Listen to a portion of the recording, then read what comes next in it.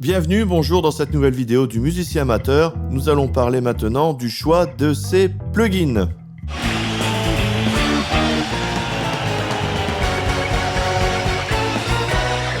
Tout d'abord, vous pouvez télécharger le livre gratuit Les 17 achats indispensables pour réaliser un CD, un clip ou un DVD. Pour cela, il suffit de cliquer sur le lien en dessous de la vidéo dans la description.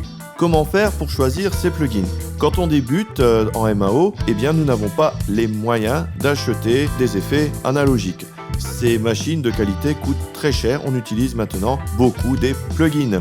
Utiliser des plugins sur ordinateur va bien sûr vous faire des économies par rapport au matériel analogique, mais cela va aussi pomper la ressource de votre ordinateur.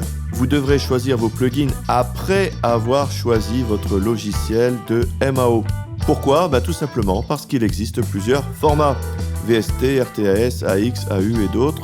Si par contre vous avez une idée bien précise des plugins que vous voulez acheter, faites-le avant l'achat de votre ordinateur pour vérifier la compatibilité.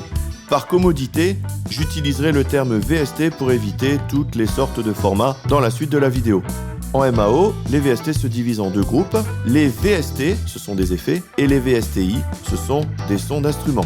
Les effets VST vous seront utiles si vous ne vous contentez pas de ce qui vous est fourni avec votre logiciel d'MAO. Vous en avez de plein de sortes, des EQ, des équaliseurs, des compresseurs limiteurs, expander gate, délai, reverb, chorus, distorsion, simulateur d'ampli, vocodeur, etc., etc.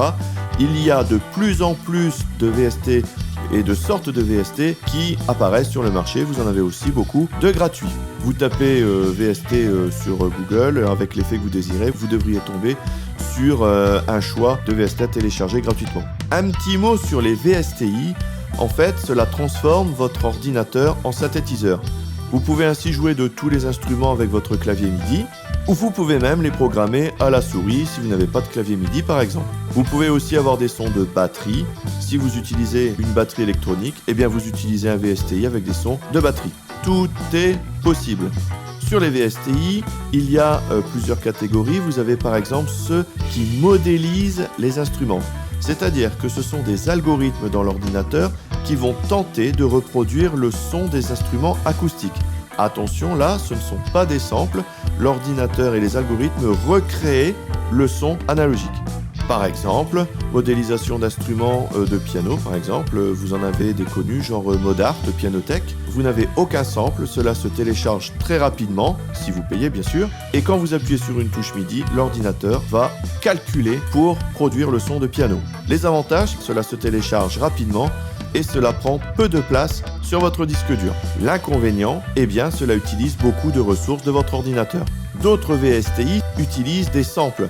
Dans ce cas-là, on vous fournit des gros fichiers, des gros DVD remplis de samples. Cela peut prendre facilement des dizaines de gigas et vous pouvez avoir ainsi des samples de tous les instruments existants. Un des facteurs importants de ces instruments, c'est la plage de vélocité.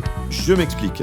Quand vous tapez sur un clavier MIDI, le signal MIDI de vélocité va aller de 1 à 127. 1 étant le signal le plus faible, à 127 le signal le plus fort.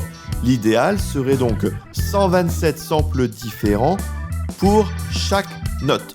Bien évidemment, il n'en est rien et vous pouvez avoir des samples qui auront une dizaine de plages de vélocité au lieu de 127 et d'autres qui en auront de 10 à 20. Bien sûr, cela peut faire la différence de prix entre les différents VSTI. La qualité de ces samples dépend de l'ingé son qui a effectué ces samples, des micros utilisés. Certains proposent plusieurs choix d'ailleurs. À l'heure actuelle, tous les instruments sont samplés. Cela va de l'orchestre classique entier au piano et même certains instruments ethniques, en passant par tous les instruments rock. L'avantage, cela utilise moins le processeur. L'inconvénient, c'est que cela prend beaucoup de place sur le disque dur. Et il faut que ce disque soit très rapide pour pouvoir accéder à chaque sample très rapidement.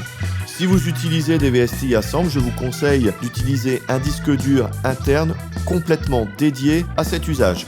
Il y a des VST gratuits, je vous le disais tout à l'heure, il y en a aussi des payants et à tous les prix. Vérifiez bien les compatibilités avec votre ordinateur et les logiciels utilisés. Il existe aussi des cartes informatiques ou des périphériques qui intègrent des processeurs et les calculs dont ont besoin les VST pour fonctionner ne sont pas faits par l'ordinateur mais par ces cartes. Cela augmente donc considérablement les capacités de votre système. Vous avez deux marques qui proposent ces systèmes par exemple, vous avez UAD et Waves. Attention, il faudra quand même sortir le porte-monnaie parce que ce sont des effets qu'on doit acheter en plus des cartes, mais par contre vous avez une qualité professionnelle. Pour ces cartes, vérifiez bien les compatibilités avec votre ordinateur parce que vous avez du Thunderbolt ou du PCIe. Si vous utilisez cette solution, attendez les promotions de fin d'année, elles sont vraiment beaucoup plus intéressantes.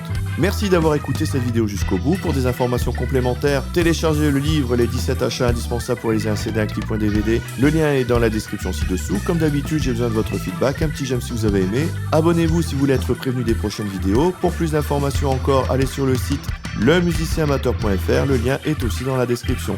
Si vous avez des questions, des remarques, comme d'habitude, laissez un commentaire ci-dessous ou allez sur le site. Au revoir et à bientôt pour une nouvelle vidéo.